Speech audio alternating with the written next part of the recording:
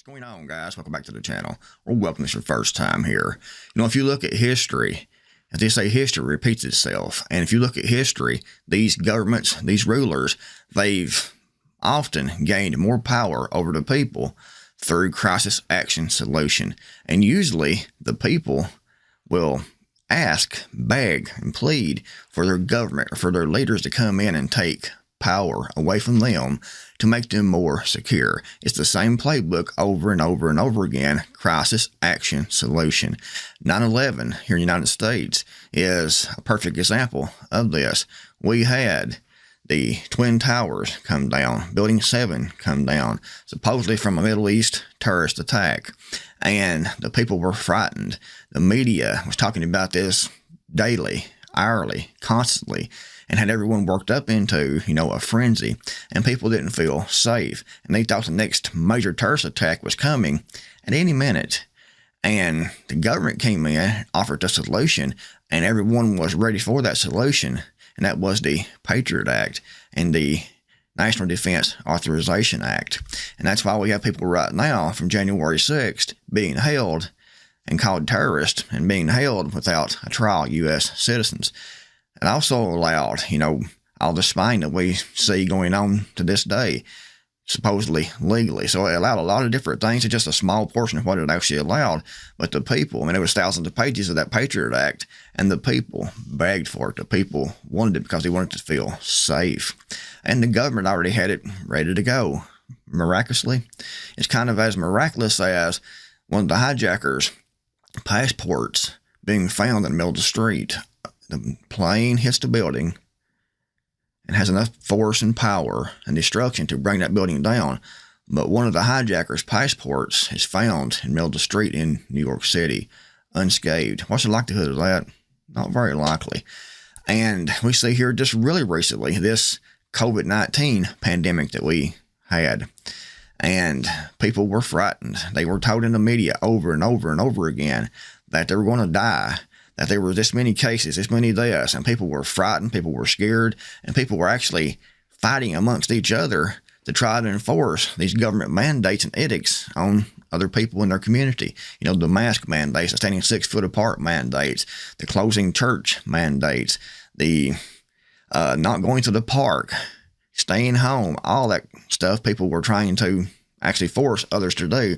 Where there was some people saw what was actually going on, a lot of people didn't, and they begged for more government interference, more government control, and they wanted to give the power to the government to make them safe. Crisis action solution.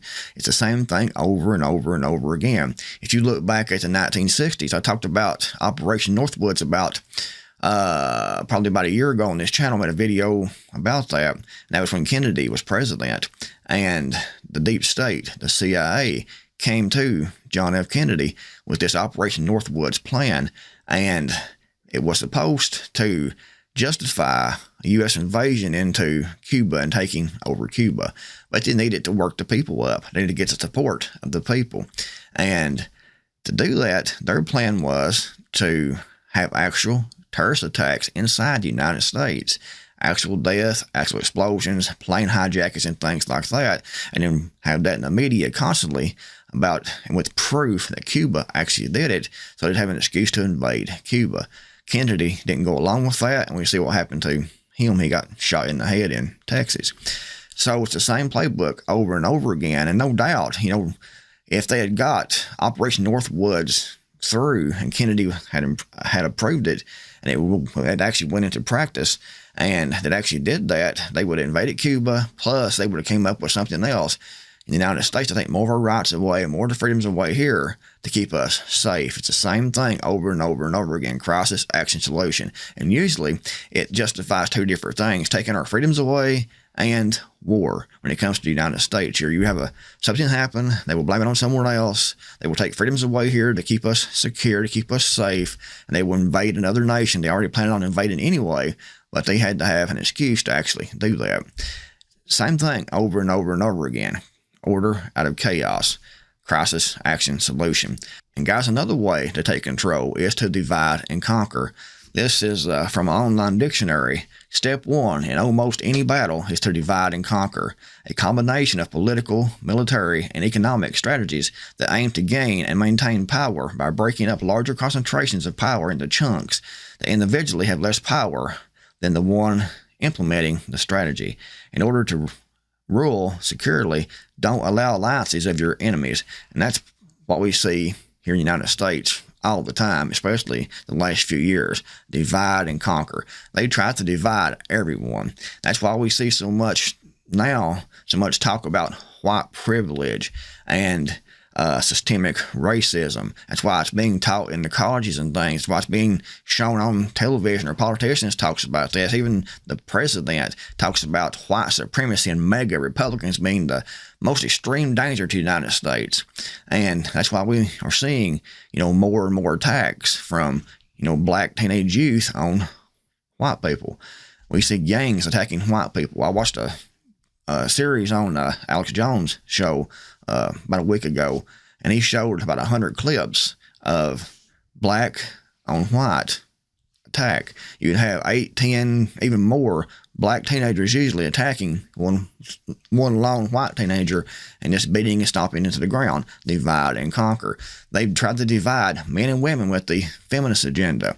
They try to divide, gay, straight, transgender, gay, Christians, Muslims, Jews. They try to divide any way they can to possibly divide. They've even tried to divide the Republican Party. Now they talk about the Republicans, the regular Republicans, and the mega Republicans. It's all about dividing and conquering, because if they can divide everyone into these smaller segments, then it makes us all weaker. If we all came together and focused on what the government's doing instead of fighting amongst each other, we would see what they were actually doing and might be able to stop these plans that they have to enslave, humanity. But they're very good at this, and they use the media, they use television, they use the politicians, they use celebrities, they use the colleges, they use everything at their disposal. And we have to pay for it. The taxpayer pay for all this. And they use that to divide everyone and to conquer everyone, because they keep us weaker in the smaller groups infighting. They can gain more power and more control. It's the same playbook over and over and over again. But right now, we have this happening on both things are happening right now. The order out of chaos, or crisis action solution, and the divide and conquer. We see what's happening now in Israel with the attack from Hamas into Israel. There's some controversy over whether that was allowed to happen or what, but that's not the subject of this video. But we had it happen, and for now, we saw Israel go into Gaza, so we're told, and I think that's what happened. And then we saw Israel, now they're bombing, just pretty much leveling Gaza, and people on both sides are divided, and they are taking sides against each other, not just here in the United States, but actually around the world. We have the pro-Palestinian, pro-Hamas group over here, which is quite large, and we had the pro-Israel group over here, and everyone is divided, and that is on purpose. It's been that way for a long time. However, now it's getting more and more evident, and we've even had attacks inside the United States, individual attacks. I think one Jewish person has died. It could be more than that, but I remember hearing about one here a couple of days ago that was attacked, and it was a attack over this war that's going on right now in the Middle East. And ironically, we also had, or have, supposedly Osama bin Laden's letter to America that was released in 2002, I think that it was, where he talked about the United States and talked about why they attacked on 9/11. I don't believe this. Osama bin Laden actually wrote that. If he did, and it's possible that he did, he's taking responsibility for the terrorist attacks on 9/11. And we all know, if we've studied that, who is actually responsible for that. So either Osama bin Laden was taking credit for that attack and didn't really do it, or the letter was written by maybe the CIA, the deep state, to place blame on him. Who knows? But it's ironic that right now, during all this, that this is getting more and more out there. It's getting more and more publicity. because they're trying to divide and conquer. They're trying to turn people inside the United States against the United States. And I will admit that some of the things in his letter or in the letter that supposedly he written is factual. I mean, it's fact. But it's all coming out right now to divide and conquer, to get the anger going even more. So the United States government seems like the deep state, not just here in the U.S., actually running the world, seems to be doing everything they can to divide and conquer and to cause terrorist attacks inside the United States. Why would they do that? Why would they want terrorist attacks inside the United States? They've already talked about these sleeper cells in the United States, and no doubt they probably are, because the border's wide open. People's coming across by the hundreds of thousands every month. So there's sleeper cells here in the United States. And it's like they're doing everything they can to provoke and to prod these sleeper cells to take action inside the United States, because they know that if they do, they're not going to take power away from the federal government. That's going to cause chaos. They're going to cause fear. And then the government can come in and offer the solution.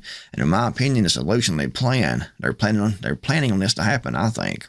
They're planning on having terrorist attacks inside the United States, major terrorist attacks, and then they're going to step in and offer the solution, order out of chaos. The terrorist attacks will cause chaos, and they will offer the solution. And the solution is going to be martial law, in my opinion, because they want this total control. They want this total power. And if they can have, say 10, 15, 20, this terrorist attacks inside the United States, say 10, 15, or 20 bombing attacks in the United States, or a mixture of bombings and shootings and things like that. And you have, each one, you have like, say, a 6 or 3-man team, and they go into, a department store or a Catholic church or a Jewish synagogue, and they have a mass shooting, and they kill 75, 80 people. And they have 10 of these across the United States. People's going to be scared to death. People are going to beg for safety. And the government will come in and say, we have to have martial law right now to clamp down everything, to put an end to all this, because we care about your safety. And when they get this martial law, it's going to stay. It's going to be like the Patriot Act. It's going to be indefinite. So that's the plan, I think, in my opinion. And if they had that happen, those terrorist attacks inside the United States, and then they declared martial law, that would suspend the elections, that would give the government full, total power to executive branch, that would suspend elections. The Constitution would be suspended, because during a time of national crisis and martial law, they take all resources, full, total control, a complete dictatorship. And that is the wet dream of some of these people, and I think they want the attacks to happen inside the United States. That's why they're hyping this up even more. They're trying to build the anger even more, and we're seeing that right now, with the anger building up. In fact, in New York City, there was pamphlets that was being, I think they were being posted at different places, and they had the addresses of Jewish synagogues and different places that Jews hung out at and would be found at, because they were trying to get these people who were pro-Palestinian to attack and kill, those Jews in those locations. It's really, really sad, in my opinion. That's what the plan is. And they can cause that to happen on a fairly, not really a wide scale, but just several different times over, a couple of weeks in the United States, major terrorist attacks, where you have 50, 100 people dead at each time. They're going to be people begging for the government to step in and do something to protect them. We saw it from a virus. People were begging the government to step in and do something, and they did. And 9/11, same thing. We've seen it over and over and over again. The people will beg for the government to take control, because they want safety. They want to feel safe. And it never really happens. We're never really safe, but they will promise it. They will come in the media and promise it. The politicians will come in and promise it. We'll have to do something. And more than likely, they may even blame some of these terrorist attacks on the mega Republicans, the white supremacists, even if it's not the case. They will come out and use this to their advantage, even if they're not the ones actually behind this, if they are not the actually ones that actually planned the attacks, and they actually happen organically. The government will step in and offer the solution, crisis action solution. And the solution is going to be martial law, less freedom, your property taken, total control grid infrastructure put in place, in my opinion. I think that's what's probably coming to the United States, because it would click all the boxes and click everything they want. They would have full, total control power. They would be able to arrest anyone they wanted to arrest. They could suspend the Second Amendment. They could take your property, because during a martial law situation, national crisis, all resources belong to the government. They can even make you into a slave. If you read the documentation, they can take all resources, including human resources, meaning they can make you go work. They can make you into a slave. They can take you from your job and put you somewhere else where they say you're needed more. Total control of all resources, including human resources. Constitution suspended, election suspended. It would be, something they would definitely want. And you can see now, over the years, they've been trying to get more and more power. And this would be a perfect way for them to do that, in my opinion. Order out of chaos. Terrorist attacks inside the United States. People will beg for safety. The government will come in and say, we have to do this. It'll be temporary. But we have to have this martial law, have to lock everything down temporarily for your safety. If you agree, let me know in the comments below. If you liked the video, give it a big thumbs up. And remember, keep prepping, keep preparing, and do your best to get ready for this, because in my opinion, it's more than likely coming. If you liked the video, like I said, give it a thumbs up. Be sure to subscribe, turn on notifications, be notified when I upload a new video. Thanks for watching. To create more matter, and I'll see you all in the next video, hopefully.